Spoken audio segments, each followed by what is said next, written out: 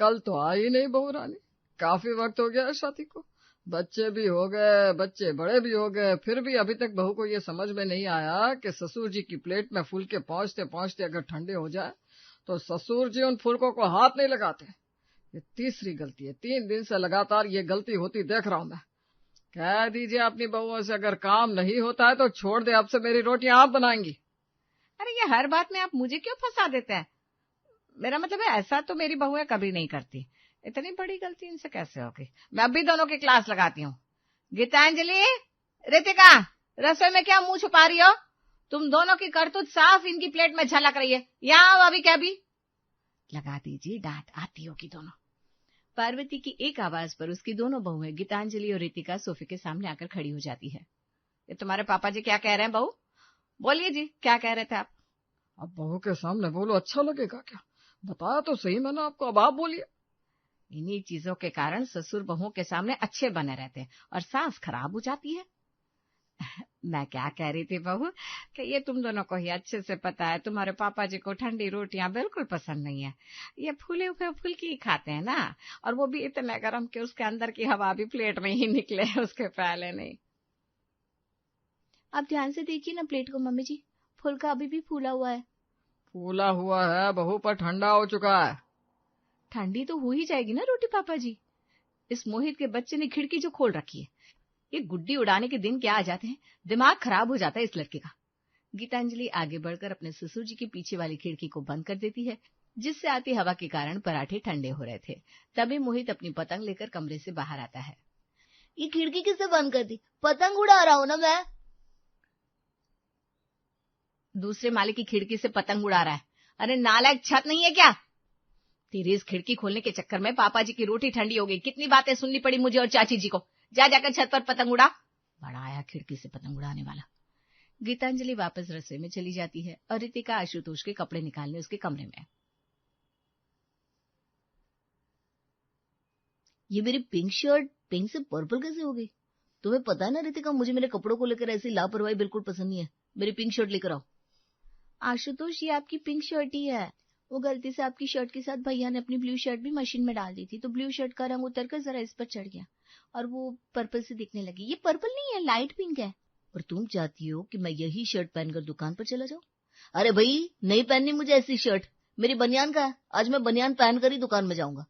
लोग भी तो देखे, जब पत्नी घर के मर्दों पर ध्यान नहीं रखती तो मर्दों को कैसे बनियान में इधर उधर घूमना पड़ता है। गुस्से में अपने जींस के ऊपर सिर्फ बनियान पहनकर सच में आशुतोष दुकान निकल जाता है।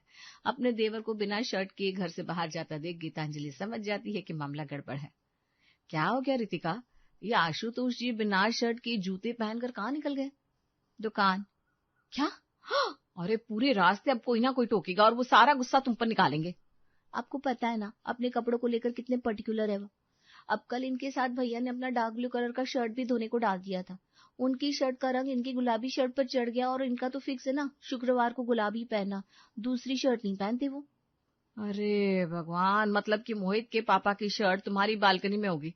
खुद मशीन में शर्ट डाल दिया और रात से मेरी जान खा रहे, मैंने इनकी शर्ट गुमा दी। ये दोनों भाई भी ना। गीतांजलि फौरन अपनी देवरानी के कमरे की बालकनी में जाती है और ब्लू शर्ट उतार कर आयरन कर बिस्तर पर रख देती है। फिर नाश्ते की थाली अपने पतिदेव के सामने लेकर जाती है।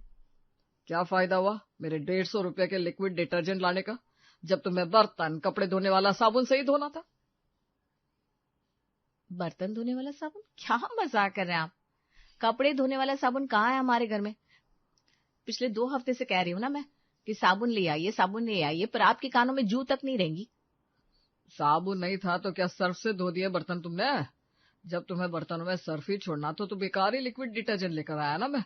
ये बर्तनों में गंदगी मुझे जरा भी पसंद नहीं है। यहाँ काम करते करते हमारे शरीर के ऊपर गंदगी की परत जम गई है और हफ्ते हो गए शैम्पू किए हुए। यहाँ शैम्पू तक करने का वक्त नहीं मिल रहा मुझे, और आपको बर्तनों में और सफाई चाहिए। इससे ज्यादा सफाई मैं नहीं कर सकती। आपको खाना है तो खाइए, नहीं तो छोड़ दीजिए। पहले अपने सुपूत के कारण सुनो, फिर उस सुपूत के दादा की सुनो, फिर उसे जन्म देने वाली की सुनो। गुस्से में गीतांजलि कुछ ज्यादा ही बोल जाती है और अपने नाश्ते की प्लेट को वहीं बिस्तर पर रखकर मयंक भूखे ही दुकान निकल जाता है। आज का दिन ही खराब है। पहले पापा जी ने हम दोनों को सुना दिया, फिर तेरी आशुतोष जी के साथ बहस हो गई और फिर मेरी मोहित के पापा से। टेंशन मत लीजिए भाभी, मेरे पास एक आइडिया है। मैंने सोच लिया है कि ये सारी नाराजगी हम दुकान जाकर ही सॉल्व कर लेंगे। मैंने इनकी शर्ट को अच्छे से दोबारा धो दिया है, तो मेरे पास पिंक शर्ट है और दोपहर का खाना तैयार ही है। अच्छे से पैक करके खाने के बर्तनों के साथ दुकान पहुंच जाते हैं। मैं इन्हें शर्ट दे दूंगी, आप जेठ जी को खाना खिला दीजिएगा। पापा जी का भी वही खाना लेकर जाएंगे।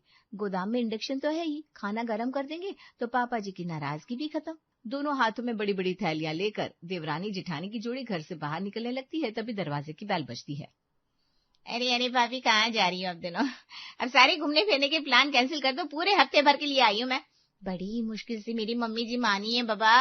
अब आप दोनों जैसे अच्छे ससुराल वाले थोड़ी ना मिले मुझे। सास से पूछा भी नहीं और मायके निकल गई। चलिए अब थैली रख दीजिए। अरे ध्यान का है आप दोनों का, दरवाजे को ही देखती रहोगी या मुझसे कोई चाय नाश्ते के लिए भी पूछेगा? वो एक काम कीजिए भाभी, अब सारा सामान गाड़ी में रखवा कर अकेली दुकान चली जाइए। मैं यहाँ हूँ दीदी के साथ, दीदी की सारी सेवा मैं कर दूंगी। गाड़ी में सामान रखवा कर दुकान क्यों जाया जा रहा है भाभी, जरा मुझे भी कोई बताएगा? सारी राम कथा सुनने के बाद वेणु सबसे पहले चाय पीती है, फिर पकौड़े खाती है, फिर 2 पैकेट मैगी बनवाकर अपने टिफिन में पैक कर लेती है और बाहर खड़ी गाड़ी में जाकर अपने भाइयों के बनाए खाने और धोए कपड़ों के साथ दुकान पहुंच जाती है। ये होती है बहन। वहां मेरी पत्नी को मेरी पड़ी नहीं। सुबह से बनियान में यहाँ से वहां घूम रहा था। ये जो शर्ट मैंने पहन रखी है ना, दुकान के स्टाफ ने अपनी खोल कर दी मुझे, पर मेरी पत्नी को चिंता नहीं हुई। क्या कर सकते हैं आशुतोष, तेरी बहन है ना, तो पहले शर्ट पहन और फिर खाने पर बैठ। सभी के लिए खाना भी लेकर आई हूँ मैं। सुबह से कुछ नहीं खाया मयंक तूने, सब पता है मुझे, तेरे चेहरे पर लिखा है कि तू भूखा है। तुम लोग खाओ, मैं आराम से भोजनालय में जाकर खा लूंगा। इंडक्शन है पापा गोदाम में, आप क्यों फिक्र कर रहे हैं? आपकी बेटी अभी जिंदा है। चलिए आप बैठिए, गर्मा गर्म फुलके लेकर आती हूँ मैं। अपनी भाभीियों के तैयार किए हुए खाने से वेणु अपने पिता और भाइयों को खुश कर वापस घर लौट आती है और लगा देती है क्लास गीतांजलि और रितिका की। घर की ये हालत तो होगी ना भाभी, पूरे घर को बंद करके रखती हैं आप दोनों। अरे भाई, बाहर की ताजी हवा आएगी नहीं तो घर की नेगेटिविटी निकलेगी कैसे? बिल्कुल सही कह रही हो बुआ आप। आपको पता है, मैं जब भी पतंग उड़ाने के लिए खिड़की खोलता हूँ, मम्मी आकर बंद कर देती है, फिर मैं बहुत रोता हूँ। लो जी, घर का इकलौता बच्चा तक इन खिड़कियों के पीछे रो देता है, नेगेटिविटी तो आएगी। इसलिए मेरा पढ़ने का भी मन नहीं करता फूई। सुन लिया भाभी, फिर आप कहती हैं ट्यूशन टीचर मोहित पर ध्यान नहीं देती। अरे गलती आप लोगों की है। वेणु फौरन घर की सारी खिड़कियां खोलनी शुरू कर देती है। तभी पार्वती कमरे से बाहर आती है। आज घर कुछ अलग अलग सा लग रहा है, मतलब अच्छी रोशनी भी आ रही है। क्या बात है, लाइट वाइट चेंज की क्या बहू? बड़ा हल्का हल्का सा लग रहा है घर। बेचारी मेरी माँ इतने बंद घर में रह गई कि इस उजाले से ही खुश हो गई। अरे माँ, तेरी वेणु आई है इसलिए हल्का महसूस हो रहा है तुझे। घर की अच्छे से सफाई करवाई ना रेशमा से, नहीं तो काम चोरी कर देती थी। बहुत अच्छा किया वेणु, एक तू ही तो समझदार है इस घर में। जा बेटा, जाकर रसोई भी देख ले एक बार। वेणु किचन में जाती है और गैस स्टोव की ठीक सामने वाली खिड़की खोल देती है। अरे अरे दीदी, क्या कर रही हैं आप? आजकल कितनी धूल उड़ रही है, इतनी तेज हवा में गैस बार बार बुझ जाएगी। हाथ है ना भाभी, लाइटर भी है बस। इस खुले खुले वातावरण में आज बनता है रात का खाना। खिड़कियों से आते मच्छर जब पूरी तरह घर में फैल जाते हैं, वेणु हॉल की खिड़कियां बंद कर देती है। हाय, ये क्या? हटो हटो। मयंक अपने कानों के पास से मच्छर को उड़ाकर फिर हिसाब करने लगता है कि एक नामुराद मच्छर उसकी उंगली पर ही काट देता है। गीतांजलि, गीतांजलि! अरे अब क्या हो गया इन्हें? रितिका, तू रोटी बेल, मैं अभी आती हूँ। गीतांजलि कमरे में आती है जहाँ मुंह फुलाए बैठा मयंक अपनी पत्नी का इंतजार कर रहा था। दिन भर तो हम बाप बेटे दुकान में रहते हैं, घर पर तो तुम ही रहती हो ना, तुम्हारा ही घर है ना ये। इतने मच्छर कैसे आ गया घर में? और अगर आ भी गया है तो एक मॉस्किटो रेपेलेंट नहीं लगाया गया तुमसे? अरे हम भी रसोई में काम कर रहे हैं, हमें तो मच्छर नहीं काट रहे। वो क्या कहते हैं, इंसान जब एक जगह बैठा रहता है ना तो उसे हर चीज में दिक्कत लगती है। खाना तैयार है, अब बाहर आकर बैठ जाइए। गीतांजलि तो खुद बार बार गैस बंद होने से परेशान हो चुकी थी और चिढ़कर फिर वो मयंक को 2 बातें सुनाकर रसोई में आ जाती है। गर्मा गर्म खाना तैयार होता है और टेबल पर लगाया जाता है। एक काम करिए पार्वती जी, मेरे सामने से प्लेट हटा दीजिए, मैं नहीं खाता खाना, क्या ही फर्क पड़ जाएगा। अरे क्या बात हो गया जी, फर्क तो पड़ ही जाएगा, क्योंकि आप खाएंगे नहीं तो फिर रात भर सोएंगे नहीं, मेरी रात खराब हो जाएगी। पापा के प्लेट के फुलके ठंडे कैसे हो गए भाभी? क्या काम करते हो आप दोनों? अब तो ठंड भी वैसी नहीं रहेगी कि किचन से यहाँ आते हुए रोटियां ठंडी हो जाए। मैं फिर से फुल्का बनाकर लाती हूँ पापा जी। रितिका किचन में जाती है और गैस ऑन करने की कोशिश करती है। खिड़की से आ रही हवा के कारण गैस बार बार बुझ जाती है। नहीं देनी रोटी भाभी तो रहने दीजिए, मैं पापा के लिए बगल वाली आंटी के यहाँ से रोटियां बनवा लूंगी। हद होगी ये सच में। आजकल पता नहीं भाभी और रितिका घर में करती क्या है। तुम जरा ध्यान दिया करो ना मम्मी। जो सवेरा डांट फटकार से शुरू हुआ था उसकी रात भी खराब ही गुजरती है। पर ये तो अभी शुरुआत थी। ननच्ची गई नए नए पैतरे आजमाने वाली थी। ये क्या है भाभी, कितनी गंदी महक आ रही है आपके ब्लाउज से। मेरी साड़ी की मैचिंग का ब्लाउज में ससुराल में छोड़कर आ गई। गलती हो गई जो आपका ब्लाउज उठा लिया। इसमें तो सही से धूप भी नहीं लगी है, कैसी गीली गीली से है ये। मेरी बालकनी में अच्छी धूप आती दीदी। वो पौधों में पानी डालते वक्त एक दो बूंद पानी कभी कभी कपड़ों पर गिर जाता है ना, इस कारण ये सिलन सी महसूस हो रही होगी आपको। इतना अच्छा मौसम है, इतनी अच्छी तेज हवा चल रही है, तो कपड़े छत पर क्यों नहीं डाल देती आप? और भाभी ऐसा तो नहीं है कि छत तक पैदल जाना पड़ेगा, लिफ्ट तो है ही। आज से कपड़े छत पर सूखने चाहिए, ठीक है भाभी? कुछ देर बाद गीतांजलि मयंक के नाश्ते की प्लेट तैयार कर कमरे में लेकर आती है। ओहो, मतलब ये हो ही नहीं सकता कि इस घर में किसी को शांति से खाना नसीब हो जाए। कल प्लेट में सर्फ की गंदगी लगी हुई थी, आज गंदगी में ही खाना परोस कर ले आई तुम। इतनी धूल लगी है प्लेट में, खाने की प्लेट है या फुटबॉल ग्राउंड? भूख तो मयंक को बड़ी जोर की लगी थी। अपनी बीवी को ताना देते हुए एक और निवाला जैसे मयंक अपने मुंह में रखता है उसकी चीख निकल जाती है। क्या हुआ मोहित के पापा? सब्जी से निकला कंकर मेरे दांतों में फंस गया, मसूड़े का दर्द संभालू या दुकान जाऊं? गुस्से से तमतमाता मयंक कमरे से बाहर निकल जाता है। फर्श पर फैली धूल मिट्टी उसके सॉक्स में चिपक जाती है। ये सफाई करके गई है रेशमा घर की। अच्छी बाप रे, इतनी धूल मिट्टी, मेरा तो मन ही गिरगिरा हो गया। और कोई गरम फुलके देगा मुझे या मैं तीनों वक्त भोजनालय में ही खाना शुरू कर दूं?